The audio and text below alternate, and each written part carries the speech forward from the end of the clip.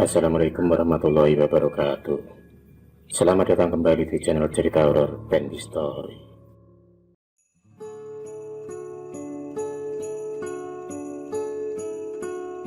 Desember 2010. Hari itu adalah hari yang begitu mengejutkan untuk Arif, seorang mahasiswa jurusan pertanian di kota Semarang.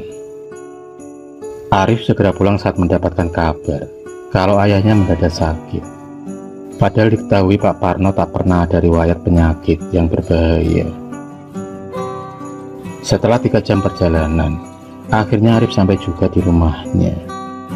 Tampak bangunan sederhana itu begitu banyak kenangan bersama orang-orang yang dicintainya. Setelah mengucap salam dan masuk ke dalam rumah, Arif tak kuasa melihat keadaan Pak Parno yang tampak lemas tak berdaya. Dilihatnya bahwa Giem sedang mengurut kaki ayahnya. Bahwa Giem adalah seorang dukun pijat yang masih saudara keluarganya itu tampak dengan sabar mengurut kaki Pak Parno yang memang 2 minggu ini tak bisa berjalan. Sementara itu ibunya tampak kurus karena terlalu memikirkan kondisi Pak Parno yang belum juga membaik. Tubuh Pak Parno juga terlihat semakin kurus lantaran tak ada asupan makanan yang masuk ke dalam mulutnya. Keadaan itu semakin membuat Arif bertanya-tanya. Karena kata ibunya, Pak Parno sudah sering dibawa ke rumah sakit dan melakukan tes ronsen, tapi semua seakan tak ada titik terang. Karena hasil dari ronsen Pak Parno tak ada penyakit yang berbahaya. Arif tak bisa menahan rasa sedih, dan tak terasa buliran bening itu pun mengalir deras di pipinya. Meski Arif adalah laki-laki tegar, tapi dia juga manusia yang rindu akan senyuman seorang ayah. Seorang ayah yang sudah menjadi pahlawan bagi keluarganya. Baginya Pak Parno adalah sosok ayah yang pantang menyerah. Pekerjaan apapun dia lakukan, asalkan halal. Baginya kesejahteraan keluarga adalah yang nomor 1. Kenangan masa kecil Arif selalu menari-nari di otaknya. Kenangan di mana Arif selalu dipangku dan dimanja oleh Pak Parno. Tak terasa waktu sudah memasuki azan maghrib, dan di waktu tersebut ibunya juga tampak gelisah. Karena katanya Pak Parno akan meronta kesakitan sambil mencekik lehernya sendiri. Dan benar saja, tak selang beberapa lama kemudian, Pak Parno pun menjerit kesakitan sambil mencekik lehernya. Panik, takut, itulah perasaan Arif dan keluarganya pada saat itu. Apa mungkin Pak Parno terkena santet? Tapi untuk apa alasan orang menyantet Pak Parno? Karena Pak Parno selama ini tak pernah punya musuh. Kalaupun alasan itu karena iri, apa yang diiri dari Pak Parno yang hanya seorang peternak kambing? Untuk saat ini Arif dan keluarganya hanya bisa berdoa semoga ada keajaiban bagi kesembuhan Pak Parno. Hingga 10 hari pun berlalu, Pak Parno masih belum ada perubahan yang signifikan. Suatu hari, ada seorang kerabat jauh yang datang menjenguk Pak Parno, dan tak disangka orang tersebut yang tak lain adalah Pak D. Siswo, memiliki ilmu kebatinan yang menurun dari keluarganya. Untuk pertama kali Pak D. Siswo melihat keadaan Pak Parno, beliau pun beristighfar karena Pak D. Siswo merasa ada yang tak wajar di tubuh Pak Parno. Kemudian diambilnya air putih dan lalu dibacakan doa-doa. Air putih tersebut pun diminumkan kepada Pak Parno, tapi dia malah melempar gelas tersebut dan memaki-maki Pak D. Siswo. Tubuh Pak Parno tiba-tiba mendadak begitu kuat. Bahkan Arif yang mencoba menenangkannya ikut terpelanting lantaran kena amukan dari ayahnya sendiri. Pak D. Siswo kemudian duduk bersila sambil membaca ayat-ayat suci Al-Quran. Beliau kemudian meminta agar seluruh pintu dan jendela dibuka lebar-lebar. Di sisi lain, Pak Parno masih mengamuk dan matanya tampak melotot ke arah Pak D. Siswo. Hingga akhirnya Pak Parno pun menjadi lemas dan terlihat tertidur dengan pulas. Melihat keadaan yang sudah agak tenang, Pak D siswa mengajak Arif dan ibunya berbincang di ruang tamu. Beliau pun kemudian mempertanyakan awal kejadian yang menimpa dari Pak Parno.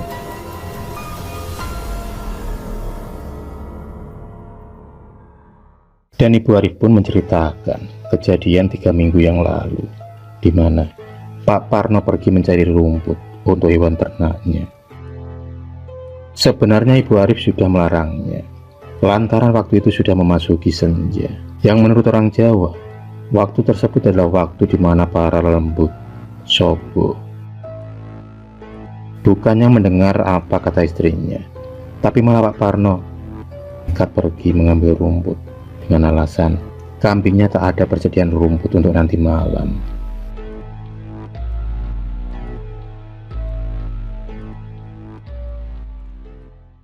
Menurut cerita Ibu Arif, Pak Parno pulang tanpa membawa rumput, tapi dia malah pulang dengan jalan sempoyongan dan selalu berbicara ngelantur.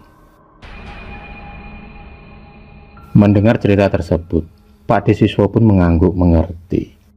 Apa yang ada di penglihatan mata batinnya itu benar kalau ada 2 sosok yang masuk ke dalam raga Pak Parno. Pak D siswa sendiri belum bisa memastikan kenapa kedua makhluk gaib itu masuk ke dalam tubuh Pak Parno. Beliau lebih fokus pada penyembuhan. Dan langkah pertama yang Pak D siswa lakukan adalah mendatangi lokasi Pak Parno mengambil rumput. Dan langkah terkejutnya Pak D siswa ketika melihat lokasi tersebut. Lokasi yang berdekatan dengan kuburan angker itu dipenuhi dengan makhluk-makhluk tak kasat mata. Pak D siswa lalu meletakkan telur ayam kampung yang sudah dirajai atas suci Al-Quran. Tak lupa sego golo atau nasi yang dikepal membentuk tumpeng. Beliau kemudian lalu duduk bersila, melakukan sebuah doa dan juga meditasi. Menurut mata batin Pak D siswa, ada sosok sundel bolong dan juga anaknya yang tak sengaja terkena air ludah Pak Parno. Pak Parno tak menyangka dia sudah meludahi sundel bolong yang memang menjadi penghuni pohon beringin tersebut. Sundel bolong tersebut semakin murka setelah melihat anaknya yang terkena sapitan Pak Parno. Hingga akhirnya Pak Parno pun pulang dengan jalan tertatih lantaran kakinya yang tiba-tiba sakit. Pak D siswa kemudian mencoba berinteraksi dengan makhluk tersebut agar makhluk tersebut mau melepaskan jeratannya pada Pak Parno. Tapi ternyata makhluk tersebut tak mau melepaskannya. Kemarahan sundel bolong tersebut tak bisa dengan mudah diluluhkan begitu saja.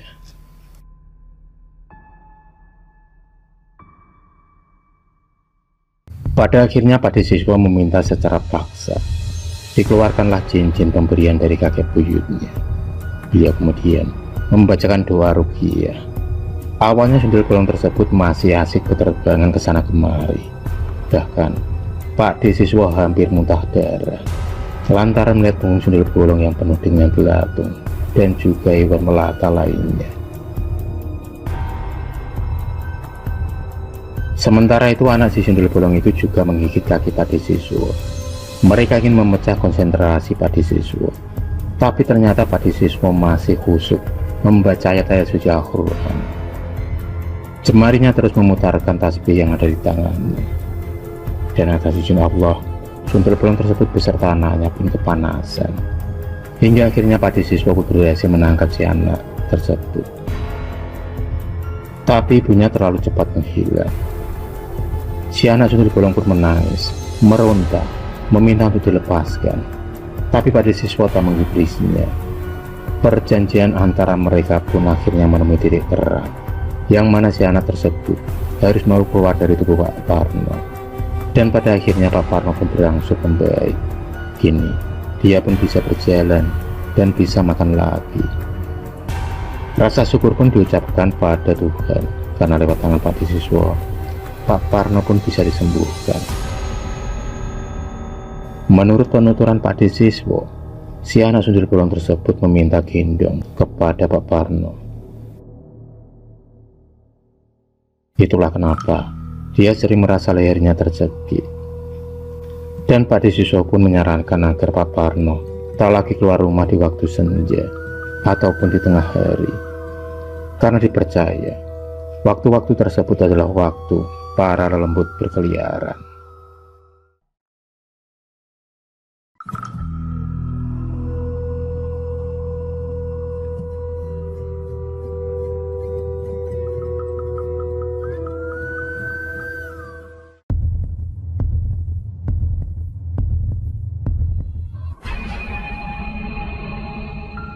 Terima kasih sudah menonton video cerita bergambar ini. Klik subscribe untuk terus berlangganan video-video cerita bergambar selanjutnya. Semangat berkarya.